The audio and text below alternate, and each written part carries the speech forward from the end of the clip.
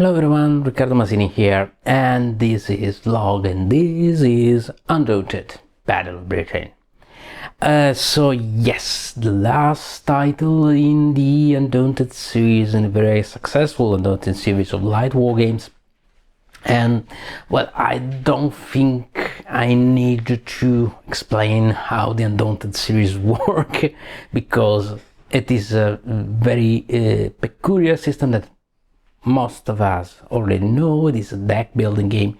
You have two reserves of cards that are in you can, to various actions, add to your order deck, to your active card deck, and you draw some cards at the beginning of your turn, and every card corresponds to a unit on the map and has various actions. And there are direct order cards to units, to single counters, and other cards that are more or less, I will define them as command cards, that they allow you to add cards to your deck or discard useless cards. This card in the other Undaunted titles like Normandy, North Africa, or Stalingrad, they were called fog of war cards, and they are essentially useless. Okay. And these command cards allow you to eliminate them from the deck, but those cards tend to come back, and we will see how. Sequence of the turn, very easy, very summary description here. The two players each draw 4 cards, and then they use one of those cards per initiative, and who plays the highest value card for initiative gets the initiative of the turn, and then has the possibility of playing, will play first his hand of cards during that turn. The other 3 cards, and these 3 cards, they will decide what the player will be able to do. So, for example, and so this is a scenario-based game. In this scenario, we have German fighters attacking the British cowboys coming out from Dunkirk and evacuating, and there are hurricanes and defiant planes that are dispatched to shoot down the Stuka that are attacking the ships, but the Stukas are escorted by Messerschmitts, and so they use Battle of Britain stuff. Okay, we all know that. The game includes scenarios with dogfights, attack runs such as these, bombardments, bombings, bomber escorts, anti-aircraft, a lot of different stuff.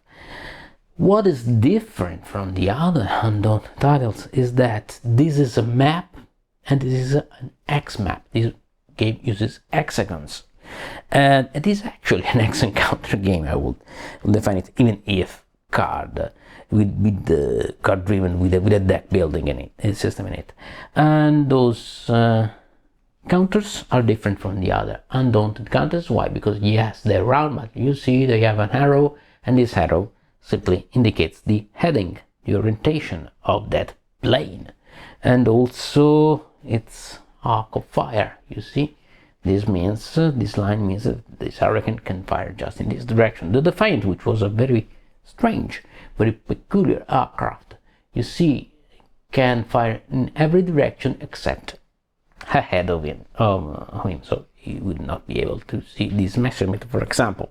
In this situation, the Defiant is not able to shoot this Messerschmitt, but it can fire at this Stuka here. So various different aircrafts are included in the game. There are also Heinkels, there are also bombers, we see Stukas, different types of Messerschmitt, the BF 110. There is quite a good variety of aircraft here in the game. Another peculiar thing is that, let's see. Okay, let you see this situation here. For example, let's assume that the British player has the initiative. The British player has this situation, these three cards. One is this card is useless, you will discard it. Another card is a command card, a section command card for the yellow section, so maybe the British player will use this card to include other cards from the yellow section. And that's Hurricane 1. Okay, I can shoot the Stuka, but not in the start. Why? Because when it is a turn of an aircraft, first it does the move. The move is, this is the maximum, but it has to move at least 1 hex. They are aircraft, they're not floating around. And after that, the aircraft will have to choose between maneuver or attack. It cannot maneuver and attack. Maneuver, what does it mean?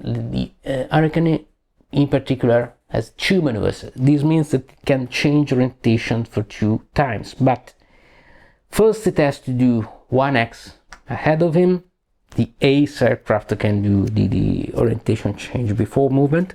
This is not an ace, but for every orientation shift it has to do 1x, so it cannot do this 1 and 1. No, it can do this change, another x and another change, for example, and get here ready to fire at the Stuka. What is the problem? What is the problem? The problem is that the fact is the aircrafts have 3 rear hexagons. In the case of Stuka, 1, 2, 3, and it is better to attack them in the rear. So with this move, I am more defended against this. Messerschmitt will not attack me in the rear, but I will not be attacking the Stuka in the rear. So I decide to do this, and 1 shift, hoping that the German player has not a Stuka card, so that the Stuka will be able to move and then bomb these ships. The ship thus escaping my attack, or that it has the German player has not a Messerschmitt card. Why? And of course in the simulation my German player has a Messerschmitt card. Okay, why? Because he will do move 1. This is the maximum. It has not to move 3 hexagons. It can move 1 hexagon and then attack. And you see, he is attacking my rear axis. So, attack value 2 dice or 3 dice. 2 dice if the aircraft is not attacking one of my rear axis, but 3 dice because he is attacking one of my rear axis.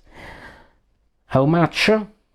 What is the target number? My defense, that is 5 plus range 1x, so the target number is 6. Oh, of course there are other values that can change this. Anyway, the Messerschmitt rolls his 3 dice. Oh, I've been lucky. Oops, sorry. 3, it was not like that. It was okay. I've been lucky. Okay. With this roll 2, 3, 2, the Messerschmitt has missed the Hurricane, no problem. But I just need 1, 9, for example, and the Messerschmitt has hit me, and I will lose 1 card. An interesting fact: this game, if the base number is above 10, there is no automatic success. It is very important, and I really like it.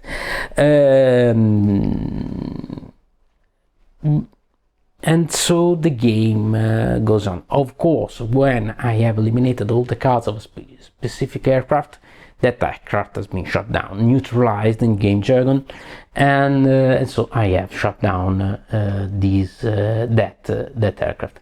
But there are other rules. Aircrafts can be suppressed, like in Undaunted, by anti-aircraft, for example.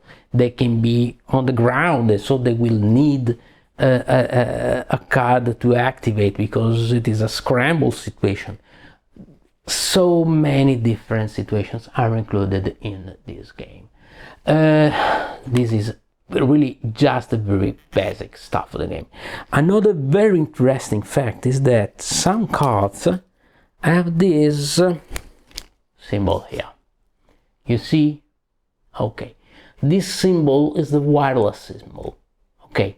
Whenever you use, for example, this card for initiative or one of these actions, you check the corresponding section, the red section, and if the red section is cohesive, so if there is at the very maximum 1x, for example, like this, 1x between the two aircrafts, no problem. But in this example, there are two x's, you see, or in another case, one of the two aircraft has been neutralized. Well, you must include one discard card in your card cycle, so your deck will be less flexible. This represents very well the loss of cohesion over the engagement. And so, for example, maybe that move was better because it was more defensive and it did not break the cohesion of the section. Choices. And once again, this is what the Undaunted system does best. Even more than representing kinetic events, the peculiarities of, okay, this range, this capability, this foreign capability, etc. The loss of cohesion, the chain of command, the communication element of the tactical engagements. In this respect, it is very, very good. Okay, so essentially this is the game. The two peculiar features also regarding other Undaunted games. Of course, the